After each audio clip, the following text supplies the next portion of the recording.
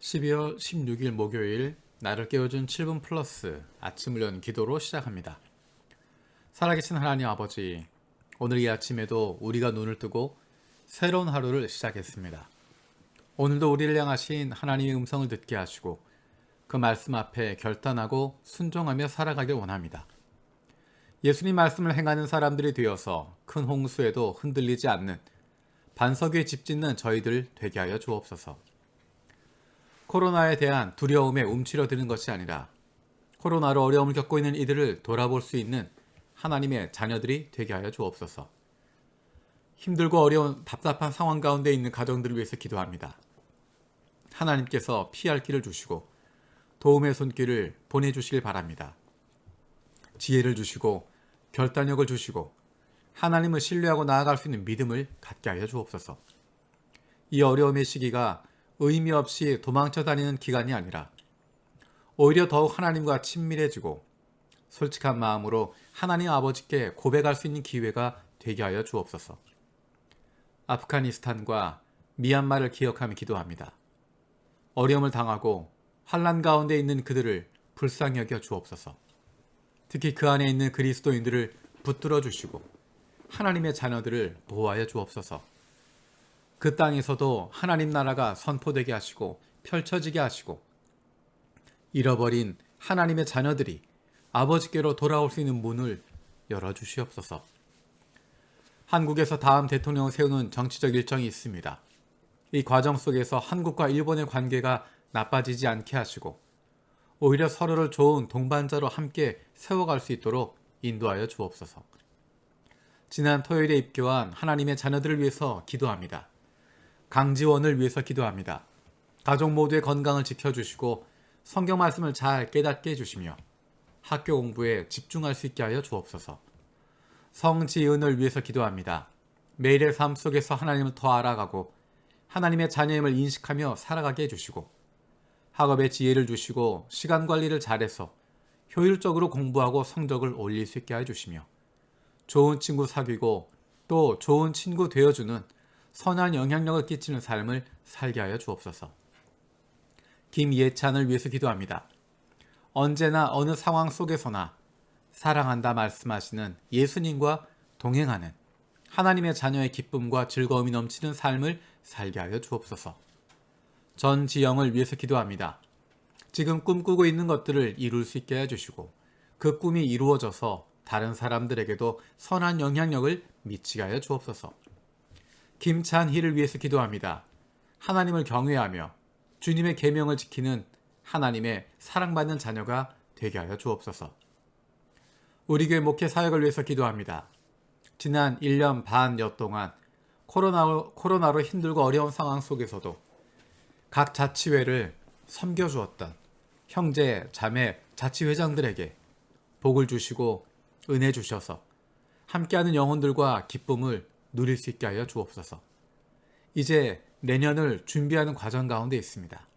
하나님께서 원하시는 부분으로 함께 나아갈 수 있게 해주시고 주님께서 헌신된 회장들을 세워 주시옵소서. 오늘 있을 예레미야 기도회를 위해서 기도합니다. 하나님께서 기뻐하시는 모임이 되게 하여 주시고 성령으로 함께 하여 주옵소서. 우리 교회가 기도하는 교회가 되게 하시며 기도의 불이 온 교회 가운데 뜨겁게 일어날 수 있도록 은혜를 부어 주옵소서. 오늘 저녁에 있을 1번부 목요 기도회를 위해서 기도합니다. 오프라인과 온라인으로 각자의 처소에서 깊이 있게 하나님을 만나고 기도할 수 있는 시간이 되게 하여 주옵소서. 1번부가 다시 복음의 열정을 품게 하시고 한 영혼을 소중히 여길 수 있는 한 사람 한 사람들이 되게 하여 주옵소서. 진학을 준비하는 자녀들을 위해서 기도합니다. 대학교 진학을 위해서 준비하는 자녀들, 고등학교 진학을 위해서 그리고 중학교 진학을 위해서 준비하는 하나님의 자녀들이 있습니다. 작년부터 올해까지 코로나로 온라인과 오프라인 수업이 반복되면서 많이 힘듭니다. 한 걸음 한 걸음 나아가는 가운데 하나님께서 그 걸음을 인도하여 주옵소서. 공부해야 하는 이유를 알게 하시고 공부할 수 있는 집중력과 이해할 수 있는 지혜를 주시옵소서. 그 무엇보다도 하나님을 사랑하고 섬기는 마음을 갖게 하여 주옵소서. 육신의 연약함을 가지고 있는 지체들을 위해서 기도드립니다. 그 회복을 위하여 기도하는 기도를 들어주시고 응답하여 주옵소서.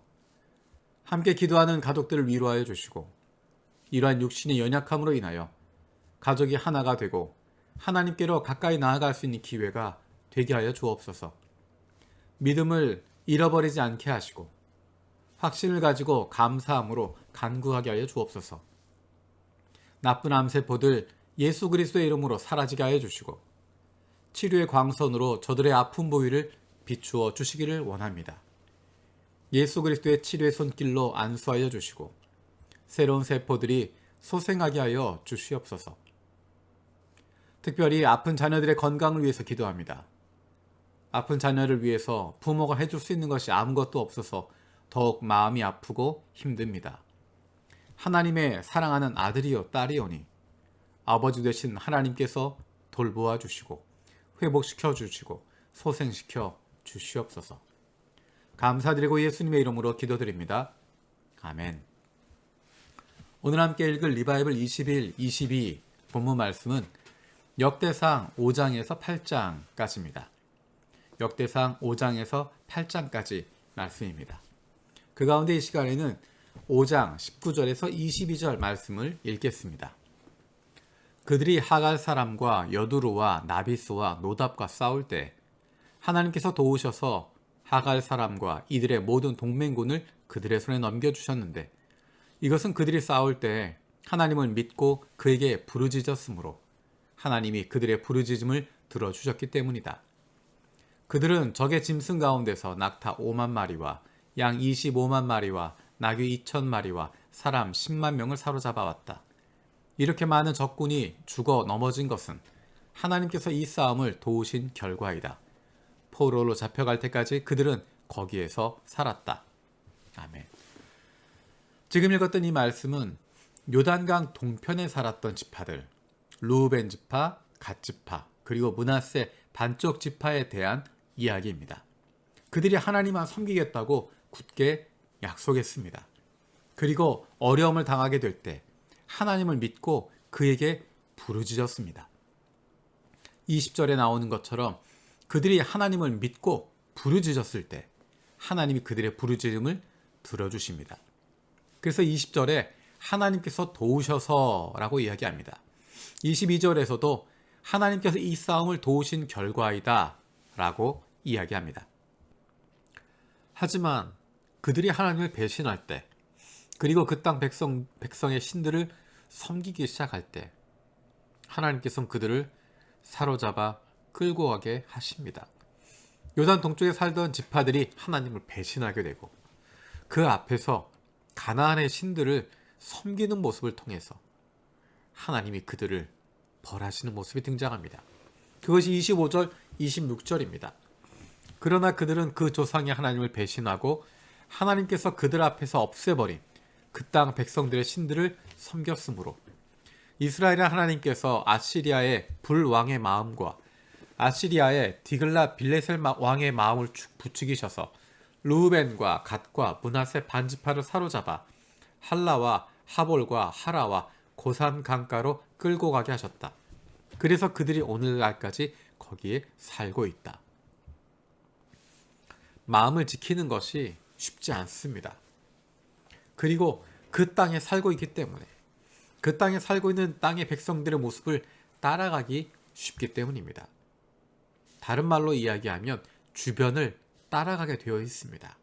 다른 곳에 마음을 두고 있으면 다른 곳에 시선을 두고 있으면 그 모습들을 흉내내게 되는 것이고 그 모습을 따라가게 됩니다. 하나님의 백성들은 세상에 속한 사람들이 아닙니다. 그렇기 때문에 스스로를 늘 돌아볼 수 있어야 됩니다. 그러기 위해서 기준이 되는 것이 바로 하나님의 말씀입니다.